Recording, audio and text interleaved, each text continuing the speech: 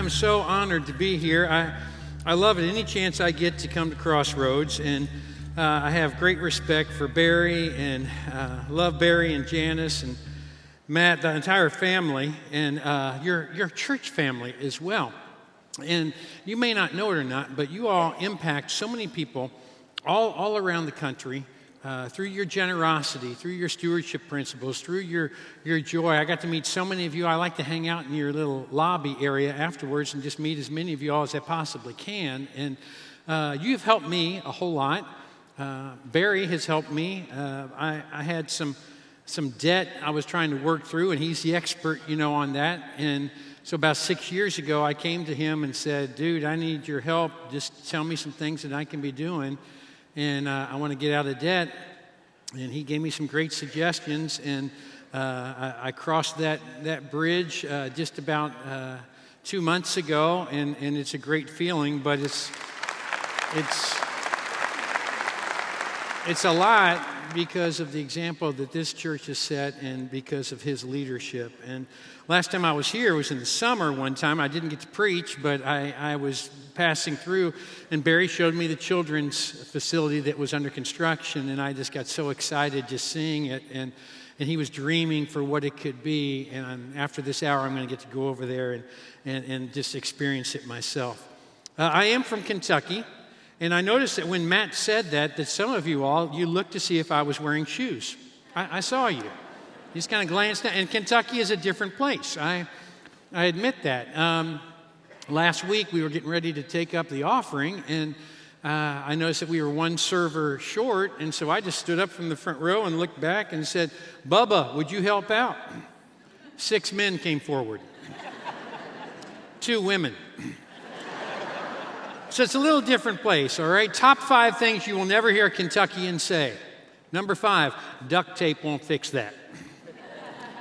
Number 4, the tires on your truck are too big. Number 3, you'll never hear a Kentuckian say, she's too old to wear a bikini.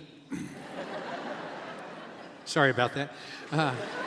Number 2, has anybody seen my sideburns trimmer? And the number 1 thing you will never hear a Kentuckian say, Alex, I'll take Shakespeare for 1,000. They just don't say things like that where I'm from, right? And so I'm honored to be here with such a cultured and posh group. Somebody was making fun of me and said, you all don't even have sushi in Kentucky. I said, yeah, we do. We call it bait. So it's a different place. But I hope you got your little note page in your program. I want to encourage you to pull that out. And I want you to fill that in as we go. The Christian life isn't a list of rules and regulations. It is the adventure of a lifetime. And I want you to go on that adventure. I believe Christians should be having more fun than anybody else in the entire world. And it's because our past has been forgiven, our future has been settled, and we can live in the present and walk day by day with the Holy Spirit in Jesus Christ. John chapter 10, verse 10, Jesus says it like this. He says, I have come that they may have life and have it to the full. And your translation may say, have life and have it more abundantly. And so today, I want you to realize how you can live this life to the fullest by embracing the way God has made you in a unique way and for a unique purpose. And God himself promises to help you accomplish his purpose. Hebrews chapter 13, verse 20 says, now may the God of peace equip you with everything good for doing his will. So get this, the God of the universe is willing to equip you to fulfill your purpose, to carry out his work. But if you have to rely on his power rather than on your ability. And it starts right now, right where you are.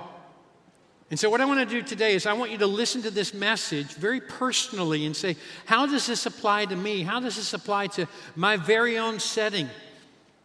Because there's an Old Testament verse in the book of Job. It's a really cool verse, and you may not be familiar with it, but it says this in Job chapter 10, verse 8. Job is talking to God. He said, your hands shaped me and made me. In fact, there's a similar verse over in Jeremiah. In Jeremiah, it talks about how God shaped each of us. And it goes on, and in the very next verse, it says that he molded us. And so it's got this idea of individual involvement, of how God is deeply involved in making you, in shaping you in a certain way. And what I want to do is I want to walk through a very old acrostic that you probably have seen countless times, but I think the first time I saw it was about 30 years ago. And yet it still sticks with me. And you'll remember all 5 of these ways that God has shaped you after this message today. And hopefully, as a result of it, you will be used by God more effectively in the future than you have in the past. Amen. So, on your note page, I want you to fill in some of these. And when we talk about God shaping us, let's understand that He shaped us 5 ways. The S, I want you to write down the word spiritual gifts, because God has given us each spiritual gifts. If you want to do some study on this and find out what the spiritual gifts are, there's 3 different places that you can read about them. There's different lists. It's in Romans chapter 12, 1 Corinthians chapter 12, Ephesians chapter 4. And you can start to kind of see what your gifting is. I contend that every one of you has at least 3 spiritual gifts. Now, when I say that, you could look through lists, and when you see one and you come across it, you might say, oh, I think that's me. Because your heart beats a little bit faster for it. And there's a reason why. It's because that's the way God wired you. That's the way that God made you. So think of it like this. Maybe you have the spiritual gift of showing mercy to people. Maybe it's a gift of leadership that you have, or perhaps a gift of encouragement. I met a mother and daughter as they were leaving last hour, and they both had the gift of encouragement. Perhaps you have the spiritual gift of serving. Or maybe it's hospitality. My wife has that. Or it's of teaching, or it's of preaching, or it's of being involved in generosity. It's the gift of giving. You've got a variety of different spiritual gifts. But here's what you need to remember, what 1 Peter chapter 4, verse 10 says. It says, each one should use whatever gift he has received to serve others, faithfully administering God's grace in various forms. So when you use your spiritual gifts that God has blessed you with, you are administering God's grace to someone. You're giving them a spoonful of grace. And if you've watched anything on TV in light of all this taking place in your state, you've seen it time and time again this week. Is when catastrophe strikes, people immediately begin to want to use their spiritual gift. And so you see people driving a boat down a downtown street in Houston, rescuing, saving people out in outlying areas. Why? They want to utilize their gift of service. They want to utilize their gift of mercy. They want to give. Somebody wants to give. You see something on TV, you say, man, I've got to give. These are my people. And we all get involved in the action. That's the beauty of a community. That's also the beauty of a church. You see, when we all work together and we use our different giftings, you need somebody with leadership and administration that says, you know what, I know this is chaotic, but now we've got to all come together, and here's the direction that we're going to go. If nobody does that, then no one gets helped. So we all have to use our gifts. Think of it like this. God gave me a gift not for me, but for you. And God gave you a gift not for you, but for me. And if I don't use my gifts, then I am cheating you. And if you don't use your gifts within the body of Christ, you are robbing me. You have a spiritual gift. That's the S. Let's look at the H. I want you to write down the word heart. What do you have a heart for? What does your heart beat for? What are you passionate about? Because there's something that you really are passionate about. What is it that makes you sing? What is it that makes you get up in the morning? What causes you to smile? You have a heart for something. It may be different for each of us. I think when I was a teen, if my parents were here right now, they would say, oh, Dave had a heart for mischief, you know? Maybe you have a teen that has that heart for mischief. And I'll never forget, there was a time I was 15, my brother was 18. My dad was a preacher, but my dad also was the dean of Cincinnati Christian University. And one time he was going to go out of town with my mom, and they were going to head out of town on a trip with another couple. And they sat us down, my brother and me, and they said, hey, when we go out of town, rather than having you all stay home alone, we feel better having you stay at the college in the dorm because there's a curfew, the doors lock at a certain time, and we have people keep an eye on you. And I said, what, don't you trust us? He said, no. But they made one tactical error. When they left the campus, they both had driven there separately, Mom and Dad. So they left 2 Stone family vehicles there. Now, I was 15 years old. I didn't have a driver's license. I wasn't even old enough to go for a temporary tag until I was 16. And so I had no business driving, but my brother gave me the car keys, and when they left, he said, "Hey, why don't you take it out for a spin?" I said, I'm not worthy. But I did, and I drove around for 2 solid days. And if somebody would come out of a building, I'd say, "Hey, Angie, where are you going?" "Well, I'm going to the other side of campus. Hop in, I'll give you a ride." I'd drive over there. "When you coming back?" "About 10 minutes later." "I'll give you a ride back." I'd drive back. So I drove all around the campus for 2 solid days. Everybody who got in my car, I said the exact same thing. "Hey, whatever you do not tell my parents. Don't say a word." "Oh, Dave, secret is safe with us. No one is going to tell. You're fine." Well, a few days after my parents got back, my dad came home. He slammed the door. Steam was coming out of his ears. He said, "Boys, I want to see you in my study right now." We went in his study. He slammed that door. He started pacing. You ever seen your dad pace? Wasn't even that big of a room. Finally, he looks at us and he says, "Is there anything that you boys want to tell me?" Well, he had been gone for 2.5 days. We had done a lot of different things. And we weren't really sure what he had us on, And my brother and I live by a very simple philosophy: never confess to a felony if he only has you for a misdemeanor. So I said, "Is there anything that you boys want to tell me?" I said, we have nothing to declare. And my dad, being a preacher, immediately begins to spout off an impromptu parable. "A certain man went on a journey out of town with his wife." Oh no, I know where this is going.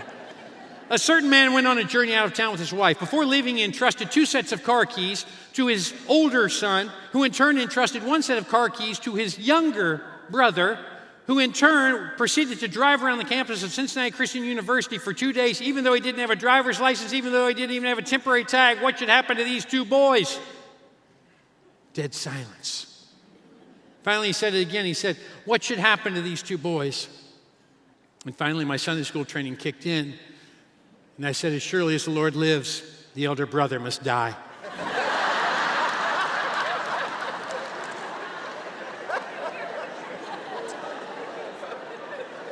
As I recall, my dad did not find a lot of humor in that. And when I turned 16 years old, he said, "Happy birthday, but you're going to have to wait a while to get your driver's license." Oh, and it hurts. So I had a heart for mischief. You might more accurately say I had a heart for disobedience. No? What do you have a heart for? If you're a Christ follower, I hope your heart beats for Christ. I hope your heart beats for Jesus. I hope it beats for His Word. I like what Philippians chapter 3, verse 10 says. It says, "I want to know Christ and the power of His resurrection, the fellowship of sharing in His sufferings, becoming like Him in His death, so that somehow I might attain to the resurrection from the dead." I want to know Christ. That's what Paul says. What's your heart beat for? Well, beyond Christ, there should be a secondary concern. Your heart should beat for something. Maybe you have a heart for the unborn. Perhaps you have a heart for the homeless. Maybe you have a heart for prayer. Maybe it's for rescuing people who have been involved in human trafficking. Some of you, you find yourself in a job and you don't like the job. And the reason you don't like your job is because it doesn't utilize this piece of how God made you. And you don't have something that makes your heart beat faster, because what the organization's about really isn't what you're passionate about. That's why Christ has to come first. You see, think of it like this. A career is what you're paid for. A calling is what you're made for. What were you made for? What does your heart beat faster for? That's your heart. You like working with young people? What is it? Well, let's look at the A. A, let's put down the word abilities. Plural. You have natural, innate abilities that God has blessed you with. You had very little say in them. They're just abilities that you have. And they showed up at a very early age. It's like seeing 10 kids getting ready to run to a flagpole, and somebody says go, and these little third graders all take off running, and about halfway through, one dude just motors past all of them and beats them like a drum. You're like, how does that happen? Is this little 8-year-old kid been working out? Does his mom have a Stairmaster? What's going on? No. God just gave him speed.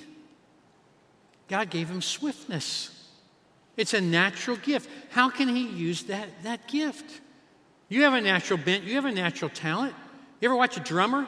You can always tell a drummer when they're about 6 or 7 years old. All they do is thump. They just constantly thump. You know, we had a drummer in our family, our son, and his leg would bounce around all the time. We'd be sitting in church, and my wife would reach over, and she'd put her hand on that knee. It'd stop for about 3 seconds. The other knee start going, right? It's just natural. It's how God made them. I listened to Lindley sing, and I'm like, well, how did he get a voice like that? Maybe God gave you a voice for radio. Maybe it's like me, gave me a face for radio, you know?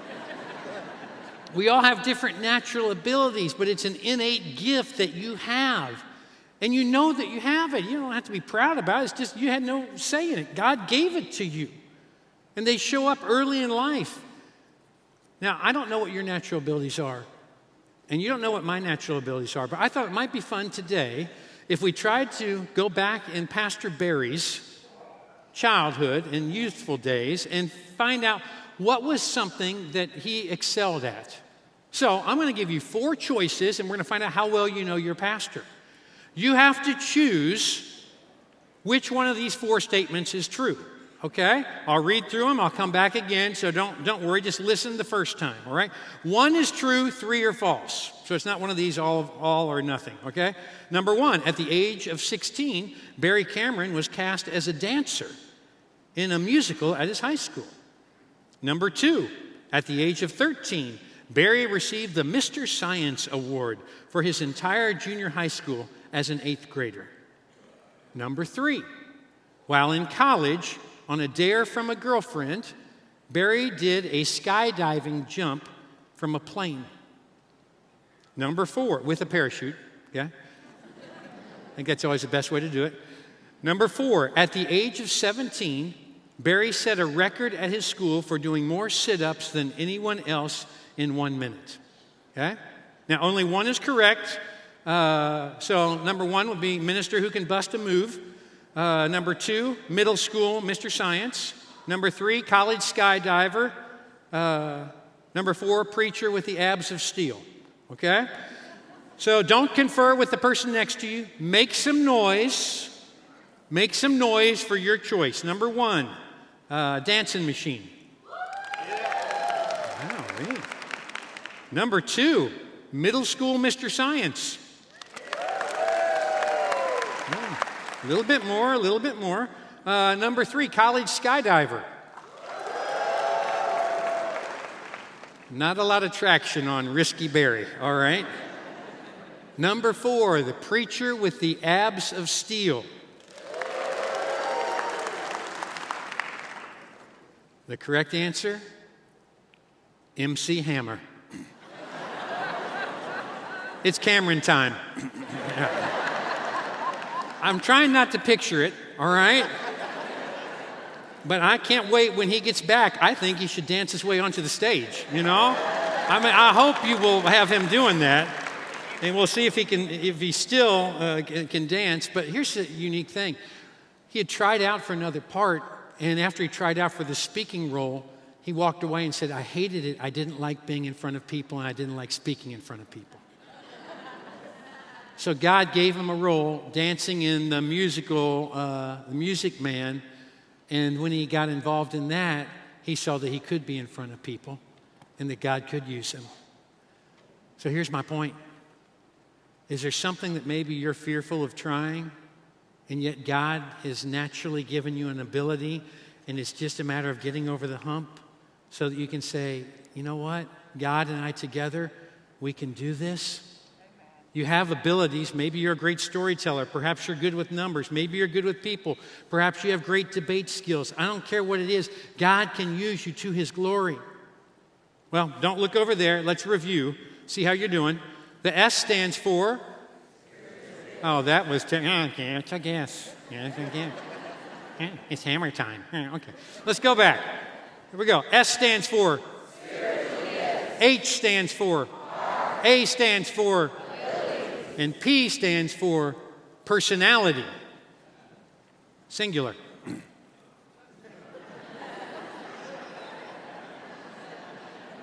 Said that last hour and they're all like, what? Good, you're a good audience, all right?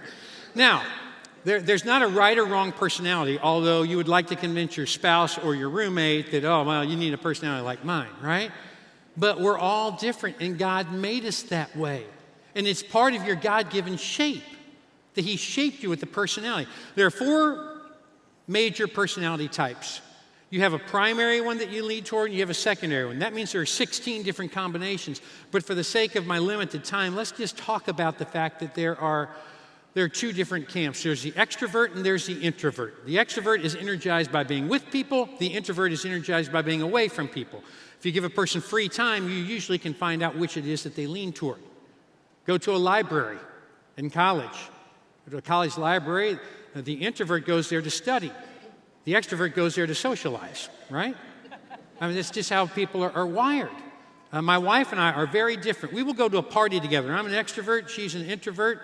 And we'll go to a party at 7 o'clock. We'll be in the front doorway of this house. And I'll say, hey, let's meet back in 2 hours. Great. She goes her way. I go my way. 2 hours later, we'll meet back at the door. We're saying goodbye. Oh, we got to go. Hey, great being with you. As we head out, we both go, oh, that was awesome. That was great. I'll say, baby, what did you do? She'll say, well, you're not going to believe it. I sat down and I talked to Debbie and Laurie for 2 hours, and we never got off of that couch. We just talked about our families. She said, it was unbelievable. And I am thinking, what a waste. And she says, babe, what did you do? I said, oh, you're not going to believe this, babe. There were 40 people at the party. In 2 hours' time, I hugged, high-fived, or shook hands with all 40 people. And she is walking to the car saying, I married a shallow loser, right? But think about it. 2 different personalities, God can use all of us. Look in the New Testament at the disciples. You had 2 brothers, Andrew and Peter. Peter was the extrovert, Andrew was the introvert.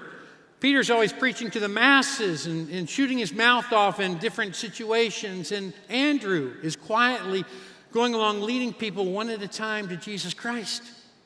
Every time you see Andrew's name appear in the Gospel of John, he is always bringing someone to Jesus. So they both have the spiritual gift of evangelism. They both have a heart for people, but because of the way they have been shaped with their personality, God uses them in different ways. It doesn't matter whether you're more like Simon Peter or more like Andrew.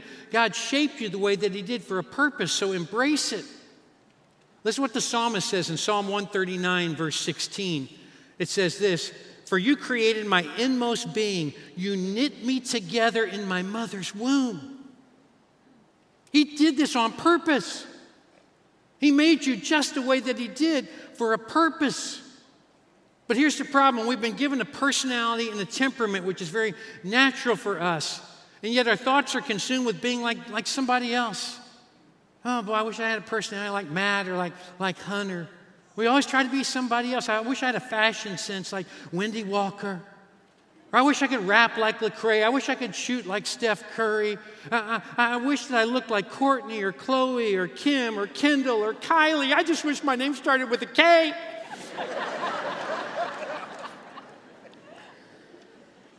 I wish I had parents like theirs or muscles like his or a body like hers. I wish. And I'm convinced that God wants to say to some of you today, I shaped you.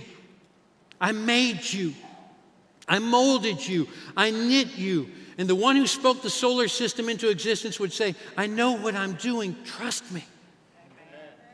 I wish. We want to be like someone else. We want to have their story, but God gave you one. God gave you your own story, and He shaped you the way He did for a purpose. You are the only one who can be you and get it right. We spend most of our lives trying to be copies, and we forget that God made each of us an original. And God says, I shaped you with your personality for a purpose. Let's look at the last one, the E. E stands for experiences. You go through different experiences in life. Some of them you're just thrilled about. Others of them you're not that crazy about, you know? And I'm sure in the lobby I'll probably hear some of those because it's your story. But your experiences, your vocational experiences in the workplace, your experiences as far as an education goes, all of those different things, your relational experiences. Some of those friendships have been great. You have friends for years and for decades. Others of them, they go south after a few weeks or after a few months. And some friendships will last a lifetime, and others will be beyond repair. But you deepen through those experiences. Several years ago, there was a U.S. soldier who was over in Afghanistan, and while he was overseas fighting for our country, he received a Dear John letter from his girlfriend. And that's the way they got most of their correspondence back then, because the email was so spotty and the wireless was just horrendous at that time. And the Dear John letter, she broke up with him, and he was devastated. But to add insult to injury, in the midst of the letter, she writes this to him and says at the end, P.S., please send me back my favorite picture of myself because I would like to use that photograph for the county newspaper for my engagement photograph. You talk about kicking a dude when he's down. But all his buddies came to his rescue. You know what they did? They went around to all of the troops and all the other soldiers, and they said, we need to collect one picture of a young girl from you that you've dated, and just give it to us. And then they had him put one picture of the girl in, and they filled up a shoebox with hundreds of pictures of young women. And they had him write this note: please find your picture and return the rest. For the life of me, I can't remember which one you were.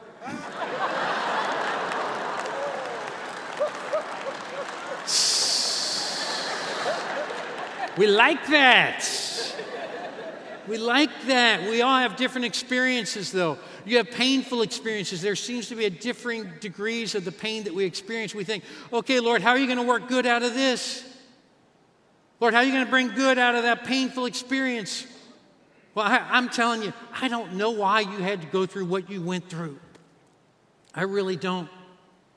But I can promise you this: God will work through that challenge, and you will be able to reach people that others could not reach because of the way God has shaped you. 2 Corinthians chapter 1, verses 3 and 4. Praise be to the Father of compassion and the God of all comfort, who comforts us in all our troubles, so that we can comfort those in any trouble with the comfort we ourselves receive from God. And God takes all of the things that you have gone through, and He enables you, and He equips you so that you can reach people that no one else would ever be able to reach because of the way He has shaped you. And because of your experiences, you will have the opportunity to minister to someone. Because of a divorce, because of a death, because of a diagnosis, because of a disease. All of these things that you've experienced, maybe the pain you went through of a similar experience will allow you to comfort and encourage someone else. Listen to me, God never wastes a hurt. And some of you found Christ through your pain. And God certainly used the pain and suffering that Jesus experienced to make our lives different. Things like forgiveness and salvation come to mind. And you may not notice it for the first week of the first month, but in time, God will use your pain and suffering to help others. I mean, He certainly did it with Jesus. God can bring good out of what Satan intended for evil. And I came all the way to Texas just to tell you this: He who began a good work in you will be faithful to complete it. He'll complete it. That's just what He does. That's who He is. That's what He does. And He shaped you for a purpose. And you have been empowered by Him. And these 5 things, they're extremely strong in and of themselves. Each one by themselves are strong. But you know what? All coupled together, they're really powerful. But when you add the Holy Spirit in there, whoa, this thing goes to a whole nother level. Because now it's not you, it's you with the power of God, the same power that raised Jesus from the dead. Amen. Let me close by telling you a story about Bart Millard. You might know the name Bart Millard. He's the lead singer for Mercy Me, a Christian singing group. What you might not know is when Bart was 19 years old, his dad passed away unexpectedly. And they had a rocky relationship. There's actually a movie that's going to come out next spring of their life. And the last year or so, they became very close, like best friends. And so it rocked his world when his father passed away. And people would come up to him and say all sorts of different things. You know, hey, he's in a better place. His suffering is over. And he processed that, and Bart knew that was true. But still, when you're 19 years old and you know you'll never see your dad on this side of heaven, it still hurts. So what he did to make it through that time was Bart began journaling. He said, I never had journaled really in my life, but he said, I just started writing down my thoughts, and that became therapeutic for me. And I did this for weeks and for months. And people would say things to me, and later I'd write down what they said, and I'd write back what I said to them. He said, I finished filling up a couple journals, and I just set them aside. But he said it was several years later. He said, I got to wondering how it was that God got me through that time. And he said, I pulled out the books, and I started reading through those journals. And he said, there was one phrase that I had jotted down repeatedly in different sections of the book that I didn't realize. But when they would say, your dad's in a better place, I had written, I can only imagine. And then when they would say, I wonder what he's doing up in heaven right now, I'd write, I can only imagine. He finally turned his journals and closed them. And he took a pen and a piece of paper, and in 10 minutes' time, he wrote a song that became Song of the Year, Song of the Decade, a song that sold more times than any Christian song in all-time history. And I Can Only Imagine became the battle cry that crossed over into secular airwaves and was used to minister to people in funeral homes. People that had been far away from Christ came toward Christ because of that song. They asked questions about heaven. They wondered about eternity. And it has touched millions of lives, all because of the way God shaped Bart Millard.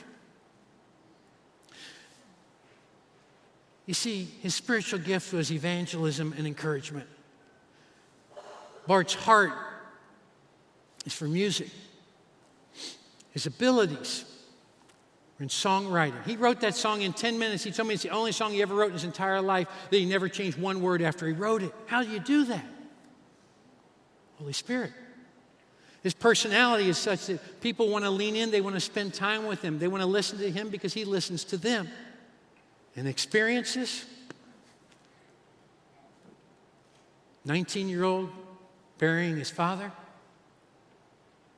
You see, God shaped Bart Millard, and then he used the way that he shaped him because he shaped him for a purpose. That's how God used Bart. My question today is, how has God shaped you, and are you willing to be used for a purpose in the same way? Let's pray.